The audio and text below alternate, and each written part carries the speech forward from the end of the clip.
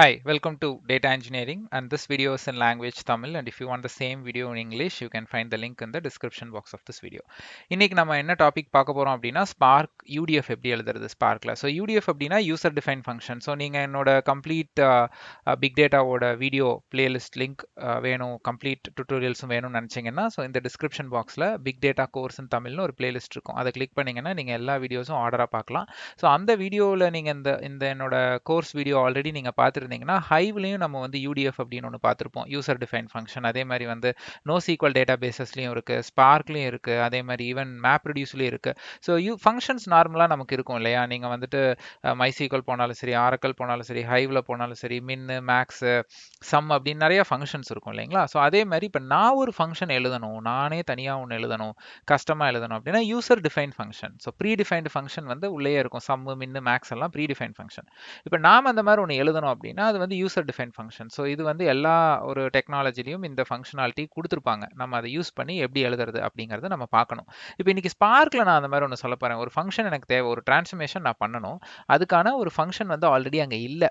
ஓகேங்களா? நான் இன்னைக்கு உங்களுக்கு என்ன காமிக்க போறேன்னா, லைக் என்கிட்ட 2 காலம்ஸ் இருக்கும். ஓகேங்களா? Serial number and then name, ரெண்டே காலம் தான். என்னோட நேம் எல்லாமே பார்த்தீங்கன்னா ஃபர்ஸ்ட் லெட்டர் ஸ்மால் கேஸில் இருக்கும். அந்த நேமில் ஃபர்ஸ்ட் லெட்டரில் இருக்கிற அந்த ஸ்மால் கேஸ் எல்லாமே நான் அப்பர் கேஸாக மாற்றணும். இப்போ கௌதம்னா ஜி ஸ்மாலில் இருக்கும், அந்த ஜியை வந்து நான் கேபிட்டலில் மாற்றணும். ஸோ இதுக்கு வந்து எனக்கிட்ட ஒரு ஃபங்க்ஷன் இல்லை. ஸோ இப்போ ஸ்பார்க்கில் பார்த்தீங்கன்னா அப்பர் கேஸ் அப்படின்றது ஒன்று இருக்கும், பட் ஆனால் எனக்கு வந்து மொத்தம் நேமே அப்பர் கேஸ் மாற்ற தேவையில்லை, அதில் இருக்கிற ஃபர்ஸ்ட் லெட்டரை மட்டும் மாற்றினா எனக்கு போதும். ஓகேங்களா? ஸோ இப்போ அதுக்கான ஃபங்க்ஷன் இல்லை, அப்போ நாமளே அதை எழுதணும். அப்படி எழுதுறதுனா எப்படி எழுதுறது? அதே மாதிரி ஸ்பார்க்குக்கு இப்போ இது என்னோட ஃபங்க்ஷனுங்கிறது எப்படி ஸ்பார்க்கு கிட்ட நான் சொல்றது?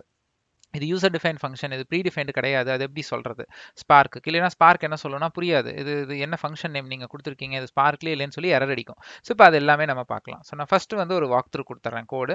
ஸோ நார்மலாக வந்து நான் என்ன பண்ணியிருக்கேன்னா, நான் ஒரு சீக்வன்ஸ் லிஸ்ட் கிரியேட் பண்ணியிருக்கேன். இது வந்து ஸ்கீமாவுக்காக சீரியல் நம்பர், நேம், அப்புறம் டேட்டான்னு சொல்லிட்டு நான் ஒன்று கிரியேட் பண்ணுறேன். அகெயின் சீக்வன்ஸ் ஆஃப் அதில் வந்து 1, கௌதம், 2, நந்தினி, 3, சரவணான்னு சொல்லிட்டு ஒரு 3 ரோஸ் நான் கிரியேட் பண்ணுறேன். இப்போ நான் என்ன பண்ணுறேன்னா val df equal to data, அதாவது இது, அதை வந்து நான் 2df மாற்றி இந்த கால், அதாவது அந்த ஸ்கீமாஸ் வந்து நான் இதுக்கு பாஸ் பண்ணிடுறேன். இப்போ நான் இதை ரன் பண்ணேன் அப்படின்னா எனக்கு அவுட்புட் என்ன இருக்கும் அப்படின்னு பார்த்தீங்கன்னா 2 காலம் இருக்கும். ஃபர்ஸ்ட் காலம் பேர் வந்து சீரியல் நம்பர்னு இருந்து அதில் 1 2 3ன்னு வந்துடும். செகண்ட் காலம் நேமுக்கு நேம்னு இருக்கும், அதில் கௌதம், நந்தினி, சரவணான்னு வந்துடும். ஓகே, இப்போ ஏன்னா நமக்கு டேட்டா வேணும் இல்லையா? ஃபர்ஸ்ட் ஆஃப் ஆல் நம்ம டேட்டாவை ரெடி பண்ணிக்கலாம். இப்போ நான் இதை உங்களுக்கு ரன் பண்ணி காமிக்கிறேன். ஸோ நான் வந்து இதை வந்து ஷெல் மூலியமாக நான் உங்களுக்கு காமிக்கிறேன், ஸ்பார்க் ஷெல் வழியாக நான் உங்களுக்கு இதை காமிக்கிறேன். ஸோ இப்போ நம்ம ரன் பண்ணிட்டோம்னா டேட்டா நமக்கு கிரியேட் ஆகிடும், நமக்கு ஒரு டேட்டா ஃப்ரேம் கிடச்சிடும். ஸோ இப்போ இதுக்கு மேலே நம்ம எப்படி யூடிஎஃப் எழுதி அந்த யூடிஎஃப் இந்த டேட்டா ஃப்ரேமில் இருக்கிற நேம் காலம்க்கு எப்படி வந்து அப்ளை பண்ணுறது அப்படிங்கிறத நம்ம பார்த்துடலாம்.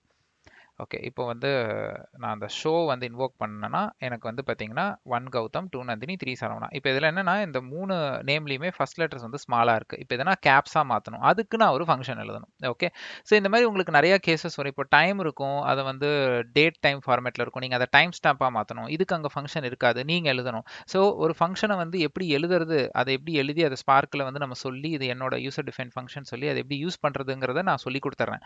இதை லாஜிக் இப்போ நான் அப்பர் கேஸ் லாஜிக்குங்கிற மாதிரி உங்களுக்கு என்ன லாஜிக் வருதோ அதை நீங்க எழுதி அதை வந்து நீங்க ஸ்பார்க்ல இதே ப்ராசஸை ஃபாலோ பண்ணி நீங்க டிஃபைன் பண்ணிக்கலாம்.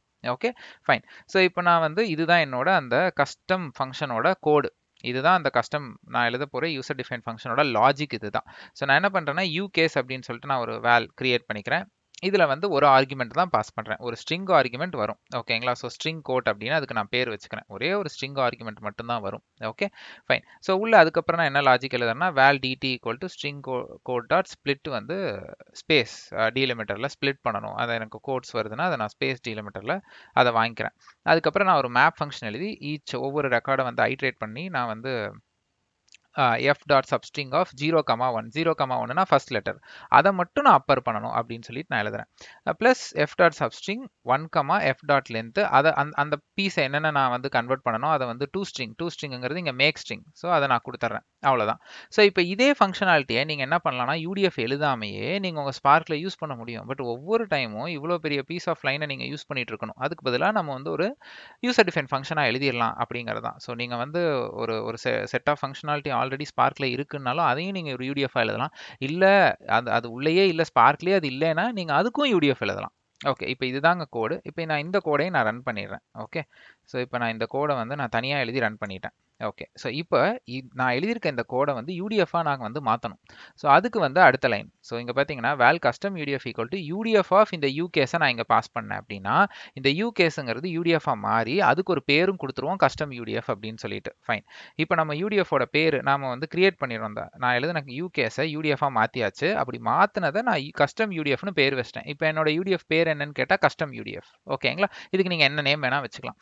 இப்போ இந்த கஸ்டம் யூடிஎஃப் தான் நீங்கள் என்ன பண்ணணும்னா யூஸ் பண்ணால் போதும். அதாவது இந்த 3 லைன் வந்து உங்களுக்கு ஒரு ஒரு ஒரு ஃபங்க்ஷனாக கிரியேட் ஆயிடுச்சு, ஒரே ஒரு சிங்கிள் நேமாக கிரியேட் ஆயிடுச்சு. இப்போ வந்து இங்கே பார்த்தீங்கன்னா இப்போ நான் டேட்டா ஃப்ரேமில் இதை யூஸ் பண்ணணும்னா df dot select call of serial number, அதாவது இந்த சீரியல் நம்பர் கமா இங்கே பாருங்க கால் ஆஃப் நேம்னு நான் கால் பண்ணாமல் கஸ்டம் யூடிஎஃப் கால் ஆஃப் நேம்னு நான் கால் பண்ணேன் அப்படின்னா எனக்கு இந்த யூடிஎஃப்ல இது அப்ளை ஆகும். ஃபார் எக்ஸாம்பிள் நான் ஒன்று பண்ணுறேன், இதை நான் இன்னொரு இதாக போட்டுக்கிறேன். இப்போ வந்து இதில் நான் அந்த கஸ்டம் யூடிஎஃபை தூக்கிடுறேன். ஓகேங்களா? நான் கஸ்டம் யூடிஎஃபை நான் தூக்கிடுறேன். ஃபைன். ஸோ ஓகே, இங்கே இல்லை. ஓகே, இதை வந்து நான் வந்து ரிமூவ் பண்ணிக்கிறேன். ஸோ இந்த கால் டாட் ஆஸ் ஓகே. ஸோ இப்போ நான் இதை வந்து ரன் பண்ணுறேன். ஓகே, இப்போ இதை நான் ரன் பண்ணும் பொழுது என்ன ஆகுதுன்னா எனக்கு எந்த சேஞ்சும் நடக்கலை. ஏன்னா இங்கே நான் கிரியேட் பண்ண கஸ்டம் யூடிஎஃபை நான் இங்கே யூஸே பண்ணலை. இப்போ நான் அடுத்து என்ன பண்ண போகிறேன், இதில் பார்த்தீங்கன்னா கஸ்டம் யூடிஎஃப் யூஸ் ஆகிருக்கு. ஸோ இங்கே பாருங்கள், நான் ஃபஸ்ட் ரன் பண்ணதில் நேம் எல்லாமே இன்னும் ஸ்மால் கேஸில் தான் இருக்குது, ஃபஸ்ட் லெட்டர். இப்போ நான் இதை ரன் பண்ணேன்னு வச்சுக்கோங்களேன், எனக்கு பாருங்கள் ஃபஸ்ட் லெட்டர் வந்து G, N and S வந்து கேப்ஸாக மாறிடுச்சு. ஓகே, ஸோ நான் யூடிஎஃபை நான் யூஸ் பண்ணிட்டேன்.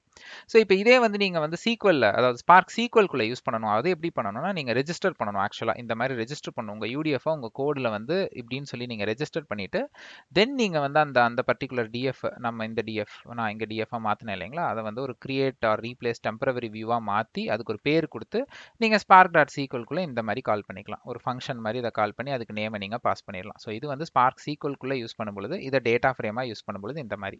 ஓகே, ஸோ இதை நீங்கள் அப்படியே ரன் பண்ணாலும் எகெயின் மேலே வந்த இப்போ நமக்கு காமிச்ச அவுட்புட்டை தான் இந்த செகண்ட் பீஸும் உங்களுக்கு காமிக்க போகுது. பட் இது ஸ்பார்க் சீக்வல் வழியாக பண்ணுறோம், அதை டேட்டா ஃப்ரேம் வழியாக பண்ணுறோம். ரைட்.